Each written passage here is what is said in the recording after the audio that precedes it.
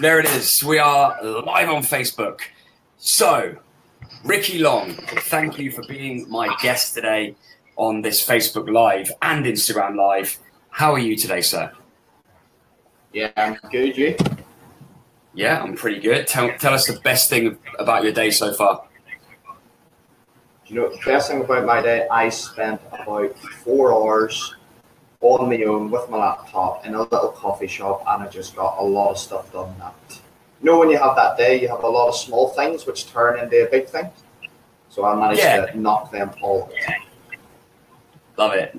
So productive day, and now we're connecting through the power of the internet, which I know is something that you're very fascinated in as well. Being a member of your online email list, you're always talking about how technology has evolved so quick, and there's so much that we can do to make connect with people.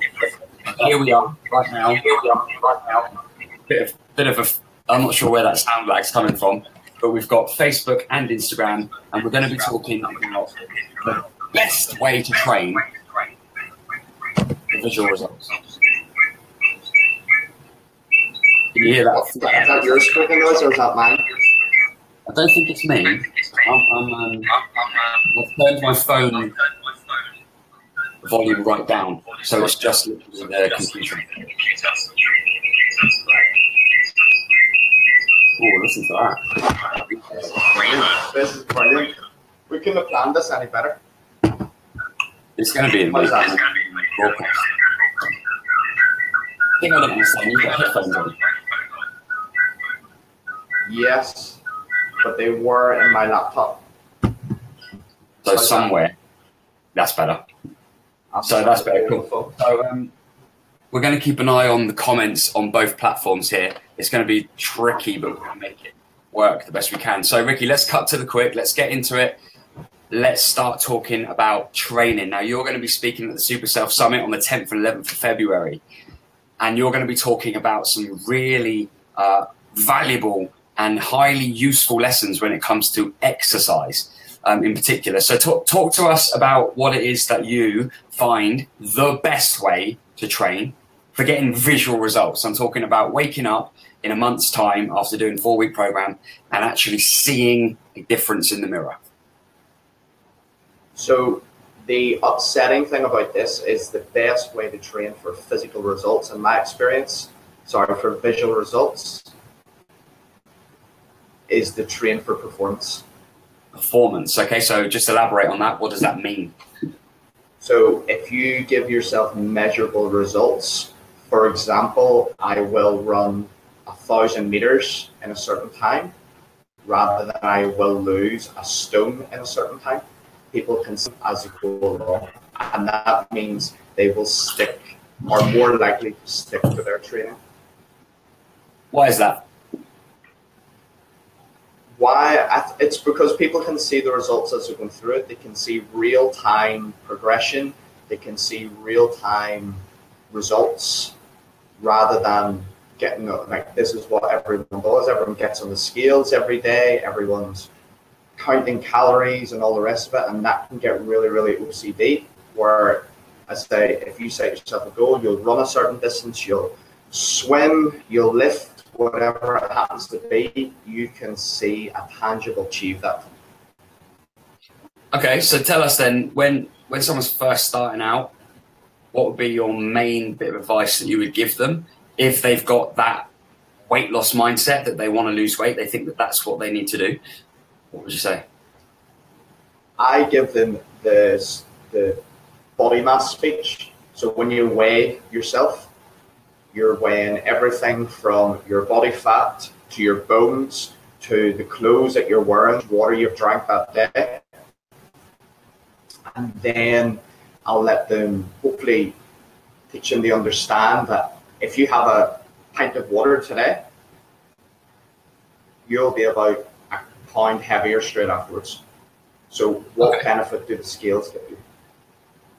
Okay, I hear you. So it's really difficult, I think, for people to detach themselves completely from the scales, even with the right guidance and the right people around them and the right education. Is there a place, in your opinion, for the scales to be useful and valuable?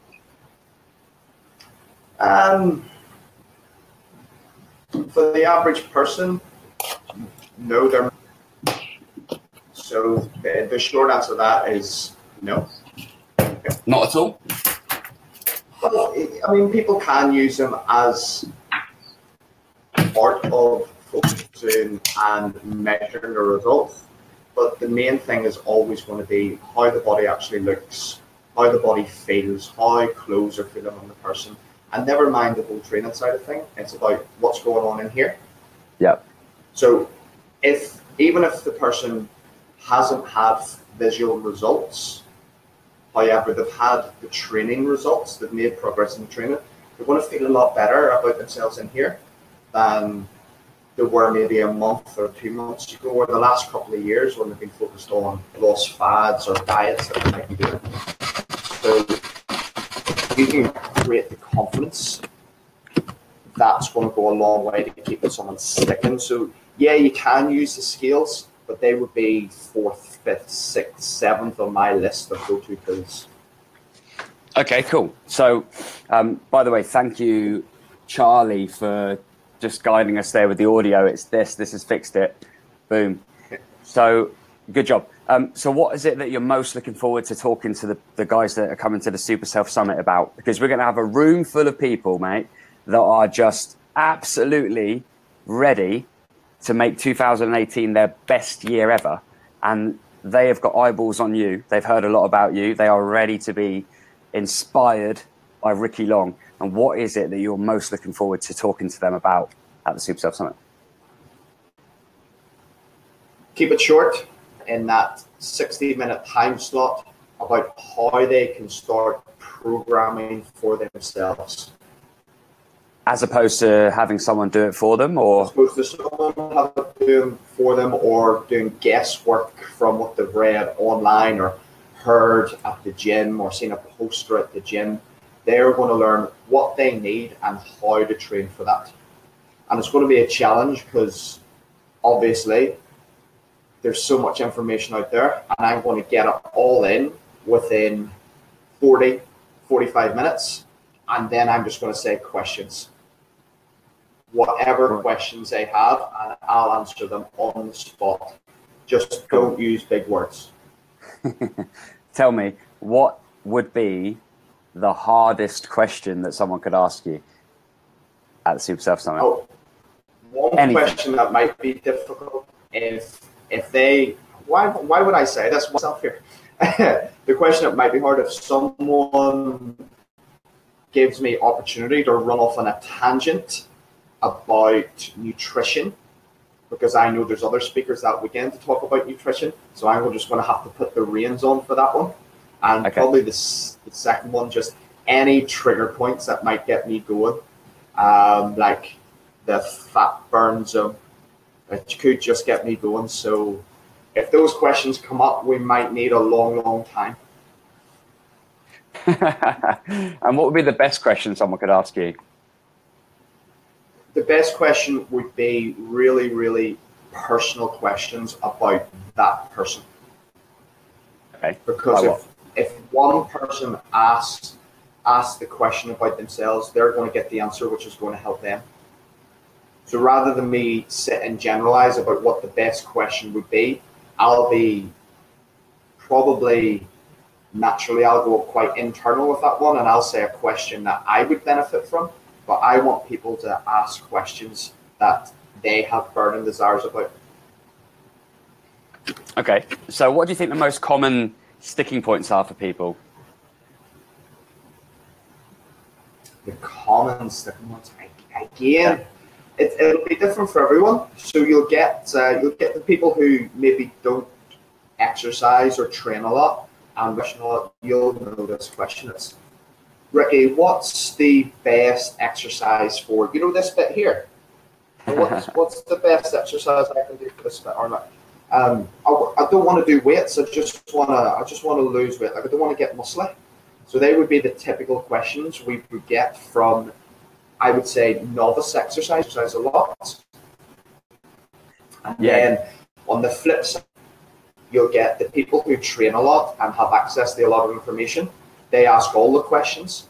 It's like, Ricky, should I be doing strength training? Should I be doing German volume training? Should I be doing drop set training? Should I do all the classes? Should I go running 3 times a week at 6 a.m. on fasted cardio? They'll want to try absolutely everything. So they'll program jump. Yeah. And it's just chill out, work out what you have been doing, have a look at that, and then pick the one thing you enjoy about that, and let's exploit it for 6 months. How important is it to do what you enjoy?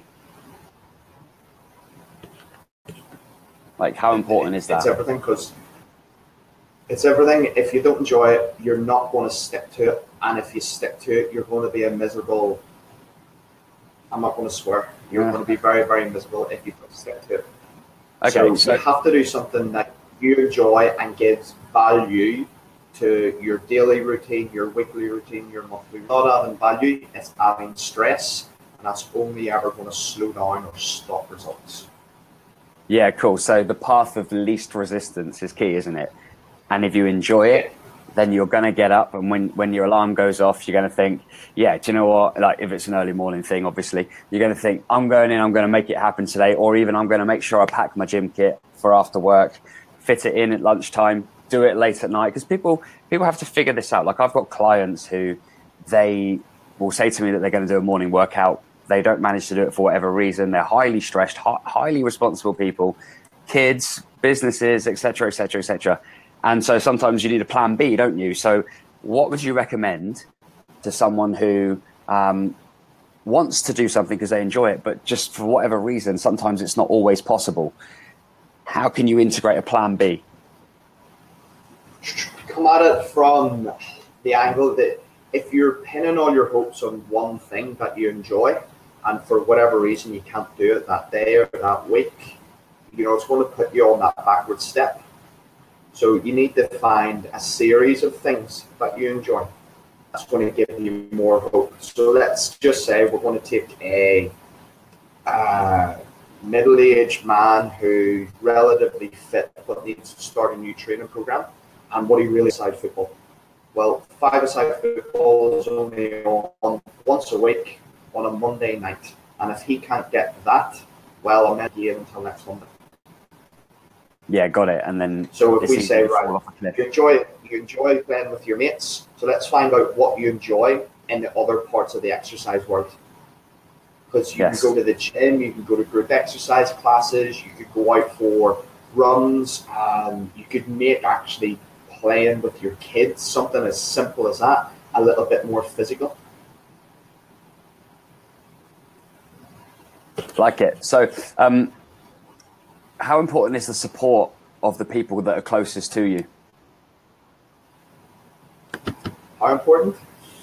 I think in this day and age with technology and support groups online and all that, you do need their support, but you don't need someone eating the same food and training regime as you. You just need someone to respect what you're doing and not get in the way. Okay. Yeah. Cool. Yeah. So the analogy is that if you're putting pressure on the whole family to have the same diet and go to the same exercise regimes, it's going to put stress on one part of that family, which isn't what's the word I'm looking for? But it isn't conductive for anyone getting success and results. So sometimes you just need, you know what, you're going out tonight to play football. I'm going to stay in and do this. Mm-hmm. Okay.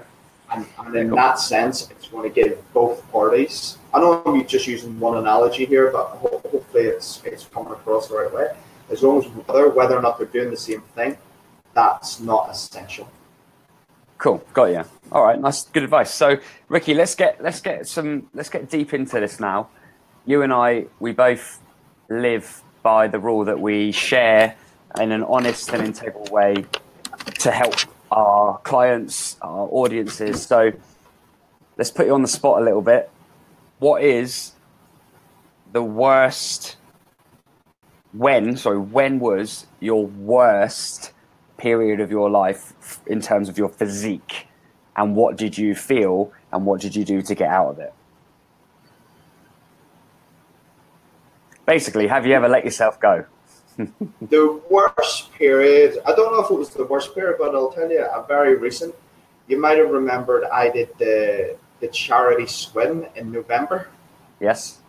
So for those watching who don't know, I swam 7 kilometers, which was the distance children had to walk to get water in Africa. And in order to train for that, I had to do a lot of steady state cardio. I had to put in a lot of time in the pool. So I virtually stopped training 3 times a week in the gym. And as a result of that, and the steady state cardio and all the food, and I mean all the food I need for that, I put on quite a bit of body fat, like quite a bit of body fat. So I find that a little bit difficult to kind of process. I had to hang on to exactly what I said at the start is I'm now training for performance. It doesn't matter what I look like. I'm training for performance. So that's why I accepted it at the time. And then just to get out of the rut, I just went back to the gym. I know what I enjoy doing in the gym, 2-3 times a week. Any more is a bonus. And that's how I found solace in that and getting back to where I feel comfortable. Awesome. So what would be the best bit of advice you could give someone who, let's just say maybe their January hasn't quite started the way that they envisioned it to start, and they're feeling like they're chasing their tail a little bit and not finding it as easy as they thought they would? What advice would you give them? I gave back to the start, if they can align their goal, performance, and start to make a plan towards improving performance, and then develop that plan. So it's actually the plan and the process that they start to enjoy and they fall in love with that. Yeah? Rather than thinking, oh, I haven't lost the 10 pounds I put on over Christmas. I'm terrible, I'm this, I'm that. Well, no, let's not focus on that. Let's focus on running a mile by the end of March. How far can you run now? Okay, that's a start point. We're going to do this, this, and this to make that distance further. So by the end of March, you can do the mile. Got it, yeah. So you're concentrating on something that's tangible, that will give you that achievement, the feeling of success. And as a byproduct, your physical changes will happen. And you're saying that, in your opinion, is the best way for people to train to get visual results, is to latch on to something performance-based.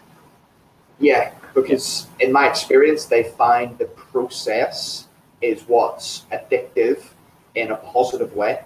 And that's what allows them to develop their own understanding and set their own mind and checkpoints. Okay, cool. Got you. Sweet. So it's just under a month to go until we're going to be at the Super Self Summit on the 10th and 11th of February in Basingstoke. And we've already talked about what you're going to be sharing. And I'm interested to just, before we leave, to just go into the reason why you are going to be doing a 15-minute Q&A section in your hours presentation, because it's quite a brave thing to do. And as you can imagine, if you're watching this, imagine you're giving a presentation and you've got your notes and that keeps you on track. And then you've got this big just patch at the end where anything could happen. That's essentially what you're doing. That's done for a reason. Do you want to just explain in a nutshell why you're doing that? It's so people have the opportunity to come away with exactly what they want, they need. Cool.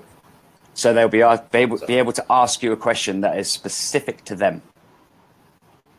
Yeah. And if I don't know the answer, which is very, very possible, I will tell them how and where to find it, or I will tell them by the end of the day. Cool. I'll find out the information for them. Love that. Good. Okay, so just to finish with then, let's just tap into you a little bit, your mindset, your attitude towards training. So very quick answers. What is the worst thing about the fitness world? Social media. Okay. And why? Because it creates fads at an accelerated rate, which people will do, which may be dangerous, I'm going off on one, but you get me. It just creates value because they see it rather than because they need it. I'm on a little bit of a crusade to, I don't know, you're with me on this one, to bring more honesty and truth to social media and to share more. One of the things that I'm finding in my interactions, especially building the Super Self Summit and engaging with various people, is that the people that we look up to and the people with the most followers, at the end of the day, they are still just human beings, and they still have a level of knowledge which might not be the level that you perceive it to be. It could be more, it could be less. And my advice to you guys watching this is that it's not the be all and end all. Like, someone's number of followers does not make them necessarily someone that you should take advice from. And I've had a little bit of experience with this recently. I'm not going to name and shame anyone. But what I would suggest is that you got to find people that when you are watching what they do, you feel like it's actually adding positive value, rather than, I wish I did this, or I wish I could be that, or I wish. So actually, what lessons are you learning? What positive messages are you taking from that person every day? Because it's about, like, social media is about sharing, isn't it? It's not about showing off. It's about inspiring and sharing, in my opinion, and connecting with people. What are your thoughts on that, Ricky? When I'm going to go back to the start, you said about the people with the most following and putting out the most content and all that. It's amazing what you can find out there on social media. But if you just take a moment and look deeper, what is the product? What is the service? Who's getting results from this? Yeah. So rather than talking about, oh, I've got X amount of clients, because if you tell a prospective client how many clients you've got, you're essentially telling them, I'm earning this much money. Because they know what they have to pay you. So if you flip it and you say, I'm getting these clients, these results, these clients, these results, in the last 6 months, we've achieved this, then it's, whoa, hold on, this guy, this girl provides a service, a reputable service. Yeah, I mean, it's, we both follow some people online. We both share enthusiasm for certain industry leaders, but not just in the fitness world, just in general personal development and in marketing. One of those people is Gary Vaynerchuk, and one of the things that he always says, and I've actually seen him say this live to someone and just tear into them, is that if you're good enough, you're good enough. The market will show who is good and who isn't in time. And, like, if you're good enough, you're good enough. And I think that there's people that are using their profile that maybe they've been on Celebrity Love Island, locked down in a shed for a week with cameras or whatever it is, and now they've released a fitness thing. If you're good enough, you're good enough, and you're not going to be good enough if you don't know your shit. You need to know your shit. You need to be constantly learning, and I think that's what I love about the way that you're doing what you do, is that you're always you're hungry to learn, and not just in, like, training, but in everything about personal development. And that's really key. I've just seen we've had a question here from Charlie. Tommy, do you think that as a fitness leader yourself, that there is a pressure from your fans to be that extraordinary person in order to keep that X factor thing? So we'll discuss this, Ricky, because that's a really good question, Charlie. Thank you. I mean, look, for a start, everyone's human. So even people that give off that message and constant positivity have bad days. I've had, like, stressful days in the last 6 months, but I always look to try and share those days. But here's the difference. I do it once I've figured out what it meant. What I don't do is just do it for the sake of it, as like a dear diary, right? Because there needs to be something that my followers, I prefer that phrase, can learn or take from it, rather than me just being like, hey, tune into the Tommy Show. Oh, I'm having a bad day. Woe's me. That's not my style. What I'd rather do is say, look, I had this shit day the other day, and here's what happened, and here's why it was shit, and here's why it ended up being quite good, or here's how I got around it, because then it's something that I think is valuable. So I hope that answers your question, Charlie. What about you, Ricky? What's your opinion on that? It's not about what you're doing on Instagram or Facebook or any social media platform. It's about the private conversations that you're having with your engaged client base. Because if you focus on what's happening here and now, and not how many likes this picture or this video got, then as you just said, you know, the cream will rise. Yeah. It's so true. And like, whatever it is that you're doing, if you're looking to show up on a public level or to reach more people, back yourself. Like, I know some people, right, who have got 50 or 60 followers, and they are red hot right now. Like, their content is exceptional. It's not all what it seems either. Like, I also know people who have had like 300 posts and have 32,000 followers. Yeah. And you're like, hang on a minute, I can smell something here. Because people might not know this, but there are ways that you can buy followers. And in my opinion, that's just such a backwards way of doing things, because no one's listening anyway. So why do you know, if you're good enough, you're good enough. And that's the key, isn't it? So back yourself and talk about what you believe in. It doesn't matter how many people. In fact, like Gary Vaynerchuk says, the magic number of followers is 1. If one person engages with, like, if one person from this video today, either on Facebook or on Instagram, thinks, do you know what, I've learned something there, that's all that matters. It doesn't matter about like everyone. It only matters about the one person who really gets it and connects with, and then our job is done. Otherwise, you and I could have spoke for half an hour about like anything and just brought no value to anyone, but then what's the point? Exactly. Very I'm sat in a really strange position. It's like I've come home from like a really bad night out. And you've got the fear. Yeah, I'm in the shower and with my clothes on. So mate, look, is there anything that you want to add to share with our joint audiences right now? A lot of great energy around on your social media, a lot of great energy around on mine. We're connecting it now. First of all, is there anyone with any questions for Ricky or myself? Comment on Facebook, comment on Instagram. We're going to hang around for a couple of minutes. In the meantime, what's the most exciting thing for you in your life right now, mate? The effort and communication I'm getting from my clients and in my groups. So we've just started an 8-week program. We're 2 weeks into it right now, and to be honest, the groups are managing themselves right now, and everyone's helping each other. I've got people from all over the place in it. I've got people from Dublin in it, people from Belfast. I've got a couple of girls from Madrid in it, and they're all communicating and helping each other. Sometimes a question's asked, and I don't see it in time, and somebody else has already answered it, and they're helping each other out. So it's that's the most exciting thing. Not stressful, because I'll get like 60 notifications on my Facebook or my email box every hour, so I have to time manage. But that's it's exciting, and that's not a complaint. That's a good, happy statement. Love that. Really good. Great energy, and it's so great to see like the enthusiasm and hear the enthusiasm in your voice. We just had a question on Facebook from Sabrina. A question, more of a comment. Show the good aspects in your life and give a perception that isn't true to the person who you actually are.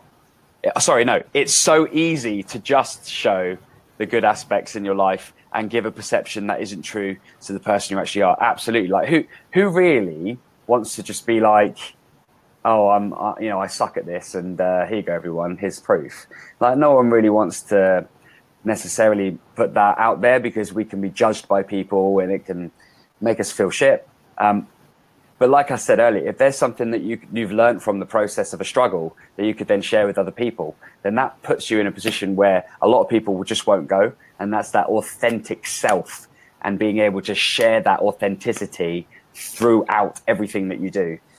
It's an ongoing journey, I find, mate. Like it's an ever evolving thing.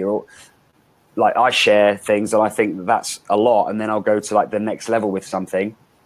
And then I might go share something and think, actually, maybe that was too much. What do you think? The only failure is giving up. So that's nice. Every botched or target missed isn't the failure. It's that, okay, this is how far I got. Now the next time I do that, I can do this. I know I've done that before. Now I need that goal. So whether it's following a diet plan, a training plan, whether it's anything financial, career-wise, it's that you only fail if you give up. I love that. It's great. And we've just had a question from Craig Pringle. and he said, "What made you choose the job you do?" So what made you choose to be in the fitness industry doing what you do? I was that 13, 14-year-old sneaking into the local leisure centre to use the gym, pretending I was 16.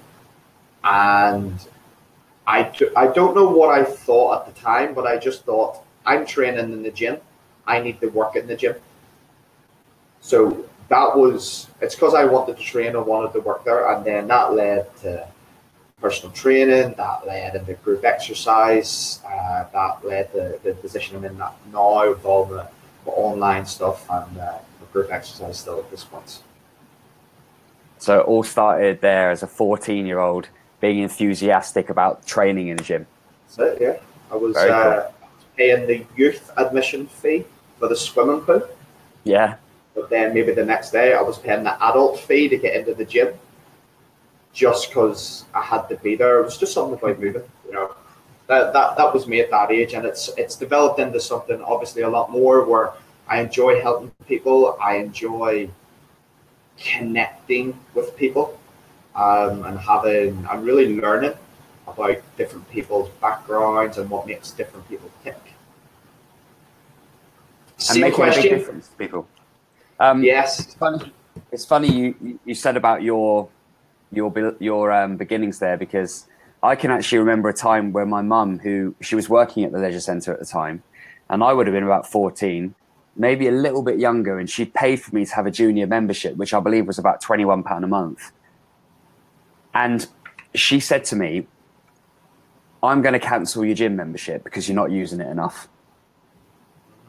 Because I literally wasn't using it, right? I'd go in every now and again after school, and it would just be like, I didn't really know what I was doing. I'd go on the treadmill and I'd be like, well, I don't really want to do this because I'm knackered from school. I've done PE all day and I've been playing about in the playground and played football and everything.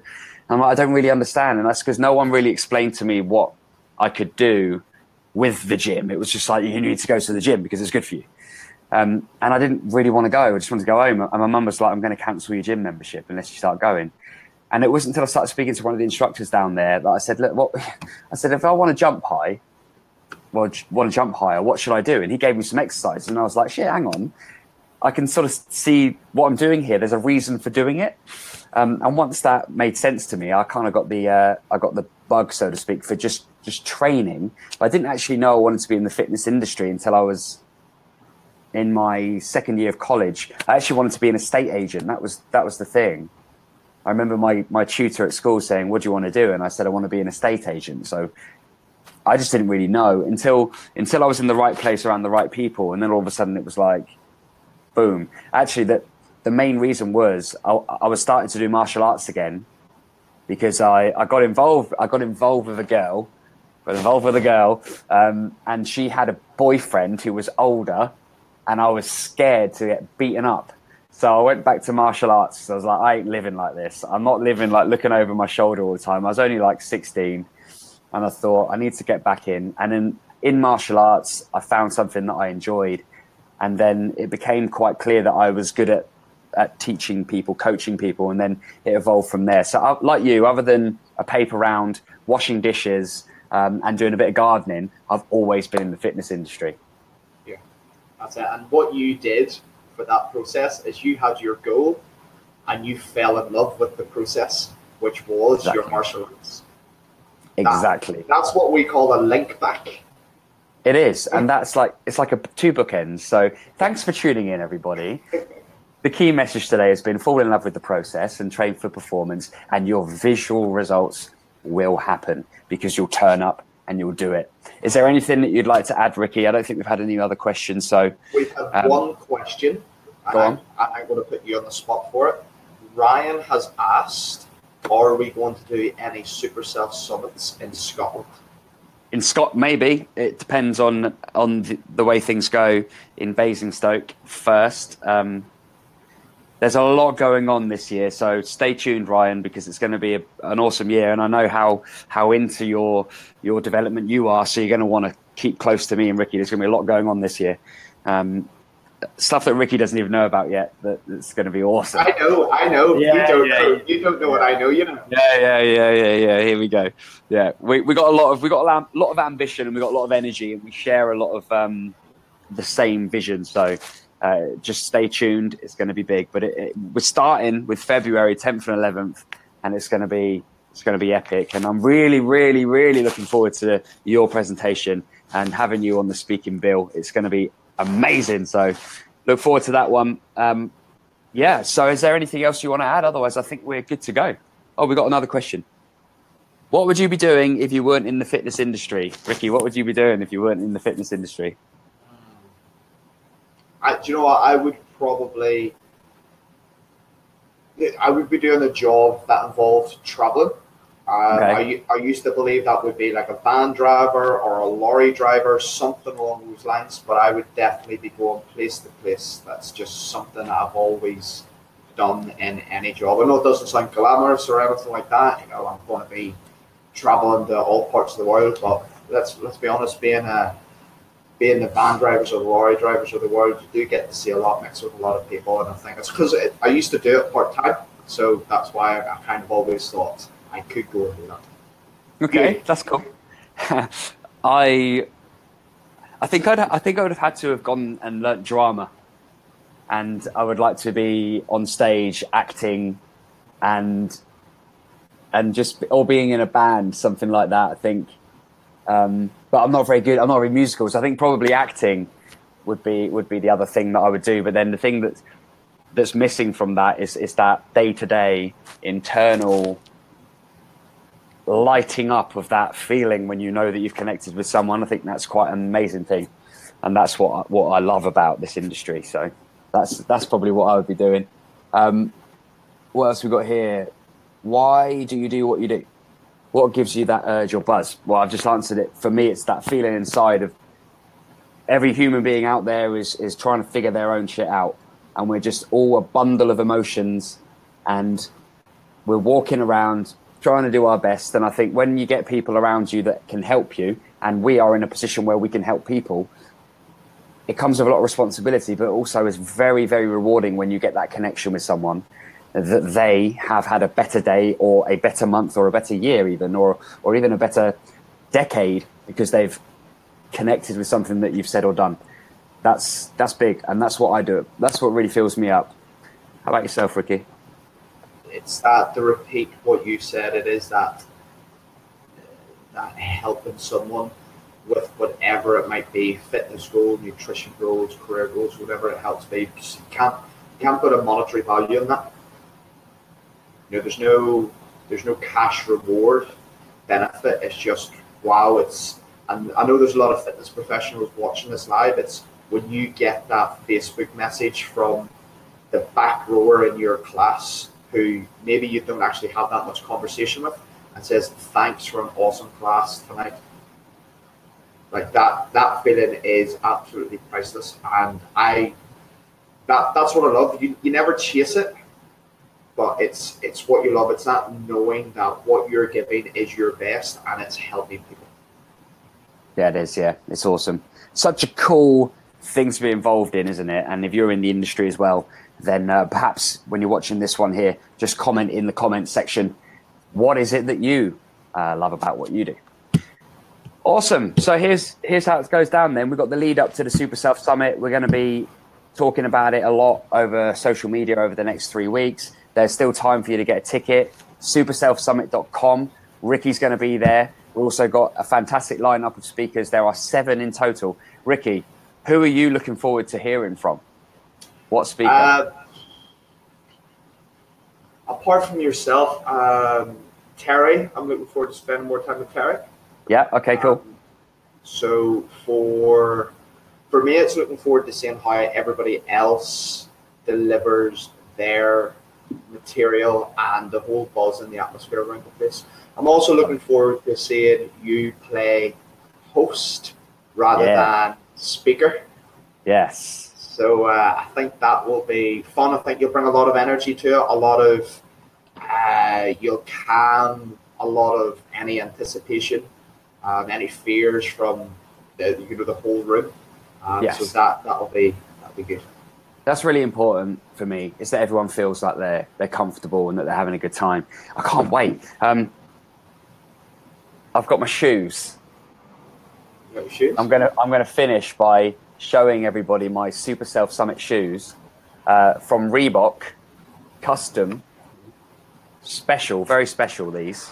Now this is also a little insight into my mindset, because the Super Self Summit branding, the color is a very bright red. It's kind of like what you can see on the screen right now, which says Super Self Summit. Oh, what a coincidence. Because I am bringing that color into my mind. So check out these bad boys. Hang on, hold on. I need to turn the brightness down. Hold on. Now, you guys, you can do this as well, right? If you've got, like, if you're a group fitness instructor, or you're a PT, or, you know, you have some kind of responsibility where you need to be on your A game, you can use anchors like this. So I know that when I put my foot into this shoe, that I'm going to be at my absolute best. I'm going to be like fired on all cylinders. I'm going to be the best host, the best possible version of me, and help inspire other people. But just to be sure, SSS, Super Self Summit, on the back. Just to be sure. Her image, it looked like 222. 222. Just to be sure, 222.